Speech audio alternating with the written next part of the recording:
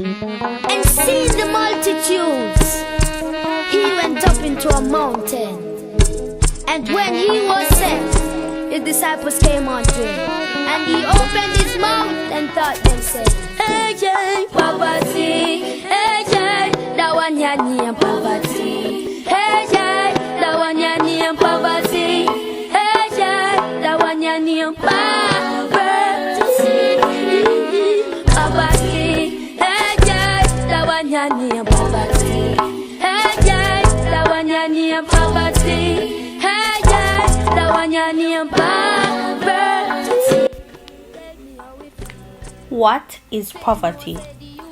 Poverty is a state or condition in which a person or community lacks the financial resources and essentials for a minimum standard of living.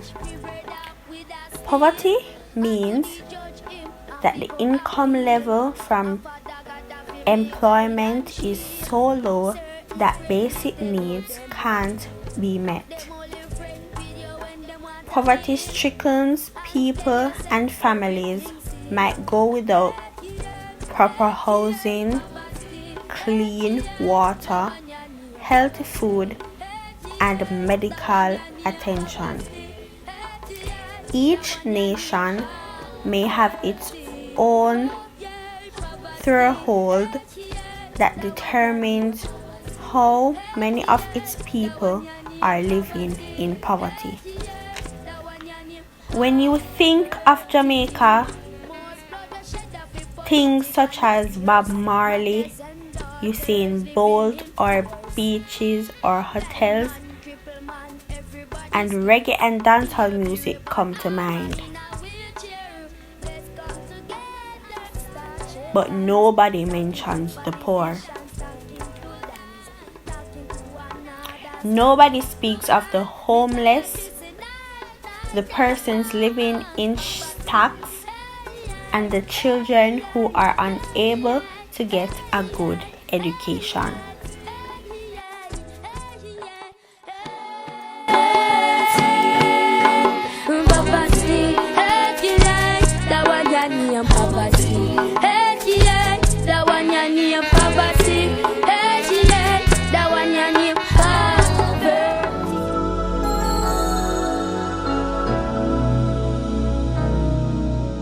There comes a time when we heed a certain call, when the world must come together as one. There are people dying.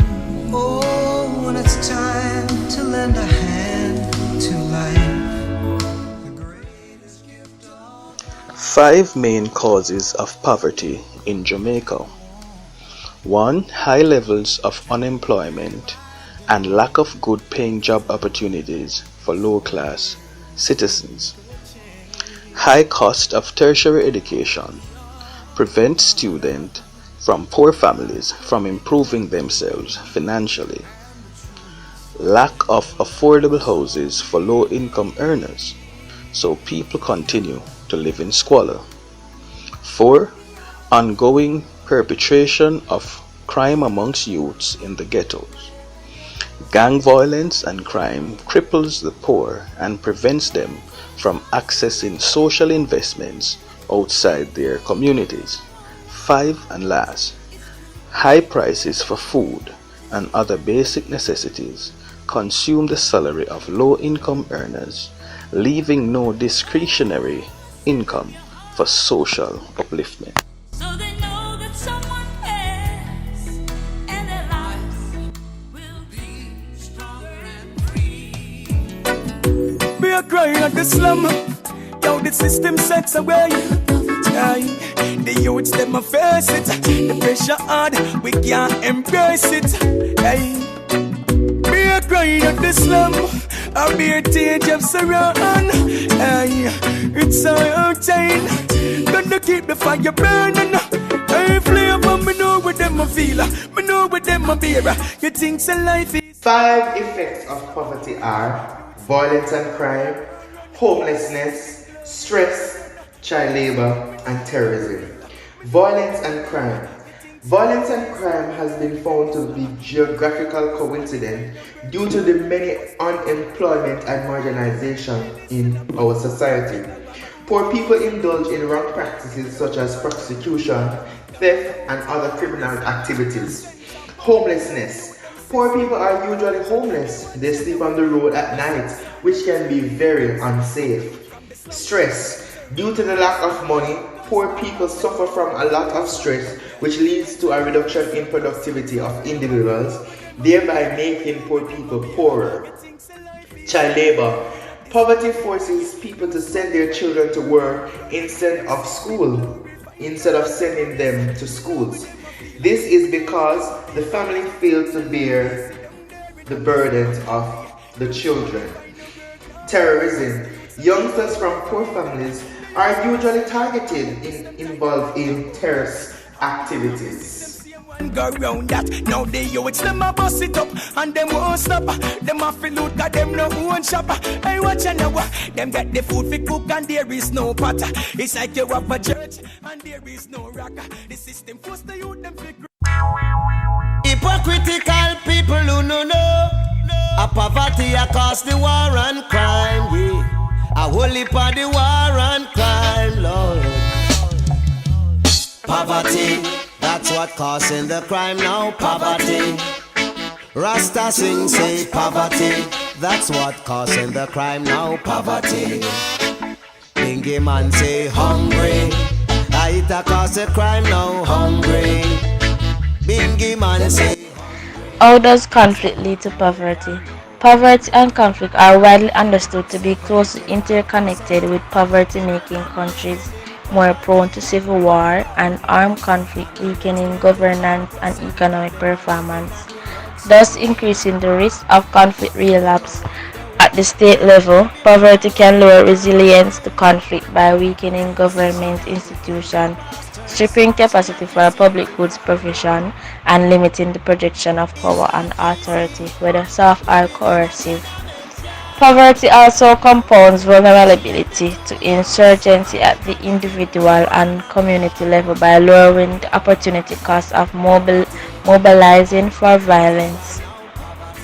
High rates of unemployment and inequality combined with low levels of education and development are thought to soften the ground for recruitment and provide motives to fight.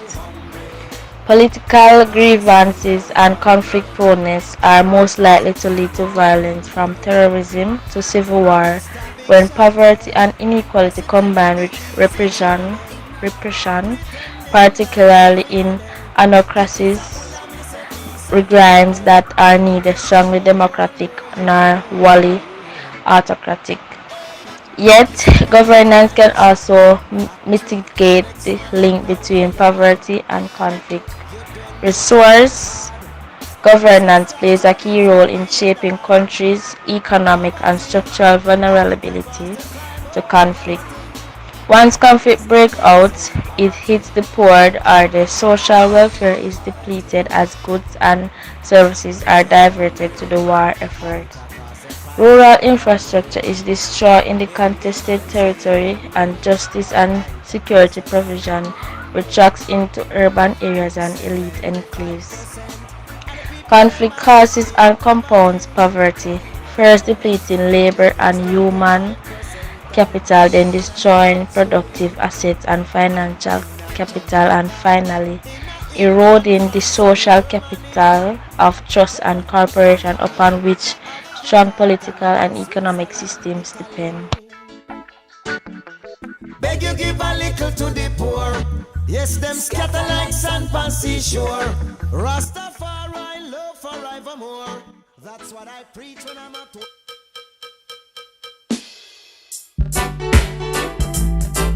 Mr. Big Man wants to be richer, while the poor man slave and suffer, but that can't work. To be poor is a crime. Man, I fi know that in this your time. To be poor is a crime. Man, I fi know that in this your time. They say to be poor is a crime, but I think the greater crime is not being able to work out your differences in a civilized, humane, and peaceful manner. I found this to be the case as a Big Yard resident in one of St. Catherine's urban ghettos. The inner city has an abundance of ill-tempered citizens and a tremendous shortage of some basic resources. Despite the low water supply in our community, one family opted for disregard and excess, to which my younger brothers protested angrily, resulting in a heated exchange. I was never one to deny truth. Neither was I one to engage in confrontation. So I stood quietly and observed from a distance. A wave of empathy hit me as I stared at our oppressors. I had learned more about this human trait in conflict transformation. Focusing on their plight and not the fight, my heart opened to their woes, woes that would influence their conceited consumption. It must be rather unsettling to be in lack and suffering from the deficiencies. We experienced the same. They're just not handling it well. Fueled by empathy, I moved in. Hey guys, we are in this together. We may not share the same blood, but we share the same suffering. That at least makes us family, in one way. Families talk about their problems. I know that if we talk about this, we can find a way to work it out. It may have been the fact that I didn't join my brothers in defending our rights by firing profanity across the enemy lines, and the fact that I spoke standard English in a clear, mild tone despite us being engaged in battle that made them appear as mannequins. At least the immediate feud was resolved. Conflict transformation shines the light of empathy on the emotional darkness of mankind once again.